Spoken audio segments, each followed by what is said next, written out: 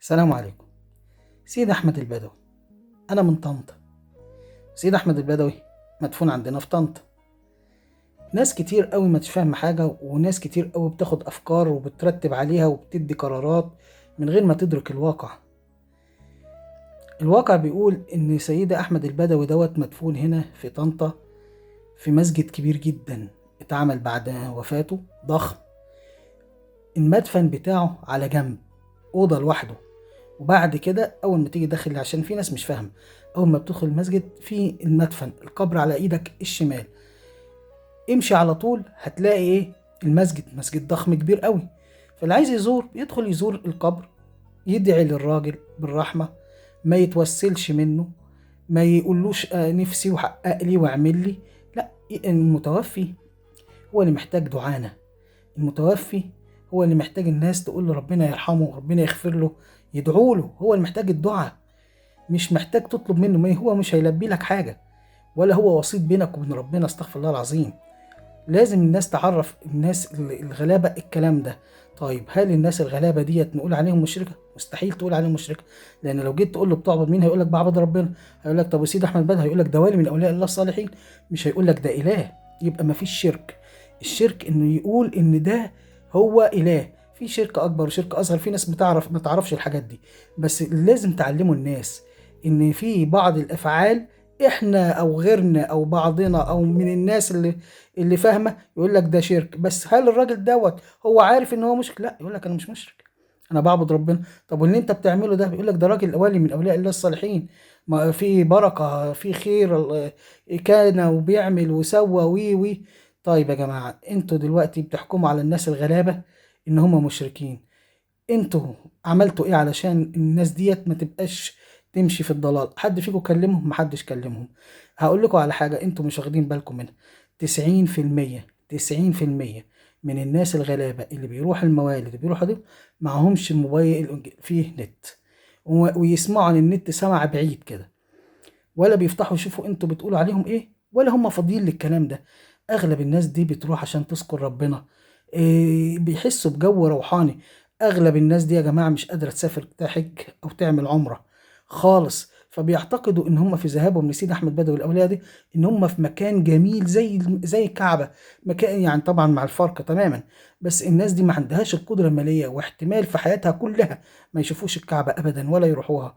فهم ابسط حق او ابسط حاجه هم شايفينها او ترضيهم ان هم يروحوا مكان يدعوا فيه ربنا، يمكن ربنا يستجيب لهم.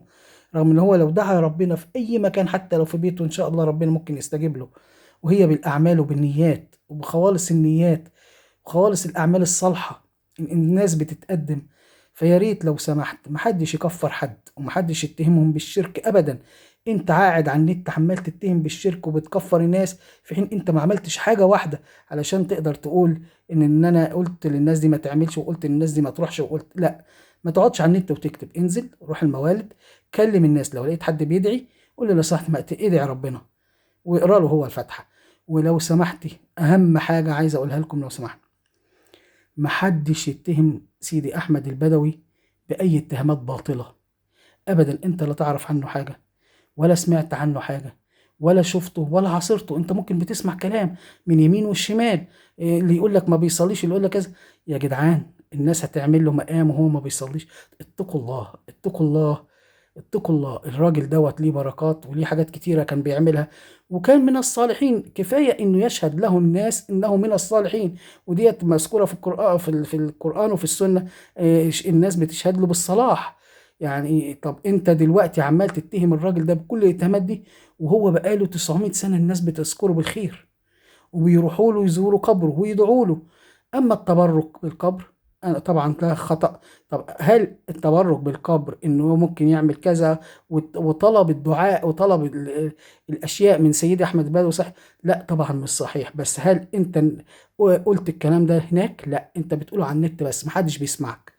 اعرف الناس دي غلابة، لا بيشوفوا نت ولا عندهم موبايلات ولا عندهم انترنت، ولا لاقي كل حياتهم بيدوروا على لقمة العيش ويذكروا ربنا. ما نجيش نكفرهم، ما نجيش احنا نقول لهم انتوا مشركين. روح اتكلم معاهم، ولو لقيت حد بيعمل حاجة قول له، يبقى انت عملت اللي عليك. اما ان انت تقعد على النت تكفر في خلق الله، طب ما ممكن واحد ارهابي يقول لك دولت كفرة ويبيح دمهم. طب انت كده استفدت ايه؟ انت كده يوم القيامه هتلاقي لابس دم، في ايدك دم. طب على ايه؟ لا، الناس دي اغلب من الغلب. الناس دي لا عمرها طلبت بحكم، ولا قالت عايزين الكرسي، ولا قال لك خليك معانا والاسلام واللي هو الحل، ابدا. الناس دي بقى لها الاف السنين، اعرفوا دي بقى لها سنين كتير، بقى لها سنين كتير جدا، مئات السنين عايشين في حالهم. بالعربي كافيين خيرهم شرهم. بيروحوا الموالد يذكروا الله، يذبحوا الذبايح لله، مش لاصحاب القبور، لا للفقراء. يذبحوا الذبايح دي لله. كرامات اولياء الله الصالحين ديت معروفه يا جماعه والله. ده ربنا ذكر ان هم الصالحين. طب اقول لكم، سيدنا خضر كان من الصالحين، ما كانش نبي. سيدنا خضر اللي هو خرم المركب، فاكرينه مع قصه سيدنا موسى؟ ماشي، ده كان من الصالحين، ربنا قال عليه كده. احنا هنيجي بقى نقول على الناس ديت ان هي كذا وكذا وكذا عشان احنا شايفين مظاهر غلط. هو الميت غير مسؤول عن افعال الاحياء. من فضلكم ركزوا في الكلام اللي بقوله، الميت غير مسؤول عن افعال الاحياء. ما تقولوش عشان الاحياء بيطلبوا منه يعملوا كذا نقوم احنا نقول عليه لا ده كان راجل كذا. طب اقول انا سمعت يعني في مقالة بتتنشر بقالها سنوات فيها كلام لا يطاق عن سيد احمد، لا يطاق، كلها كذب كذب كذب كذب وادعاءات كاذبه، وانه كان فوق السطح ويعمل مش عارف ايه. ايه يا جدعان؟ هو انت عشان مش عاجبك المظاهر اللي بتحصل عنده تقوم تتهمه هو بكذا؟ هو ذنبه ايه؟ هو مش مسؤول عن افعال الاحياء. هو دلوقتي في ذمه الله، هو ندعي له يعني ندعي له والناس شهدوا له بالصلاح. ادام امه محمد شهدت لهذا الرجل بالصلاح وغيره، فاحنا ما نجيش نقول عليه لا ده كان وحش. طب افرض يوم القيامه لقيته كان كويس، يبقى انت عملت ايه؟ اتهمت زور وباطل وخدت سيئات وبقت سيئاتك قد كده. هتشيل ذنوب مش بسهوله، بسهوله جدا. يعني ميزان حسناتك راح فين؟ من فضلكم اتقوا الله في اولياء الله. تابعوني، محمد ابو فرح. السلام عليكم ورحمه الله.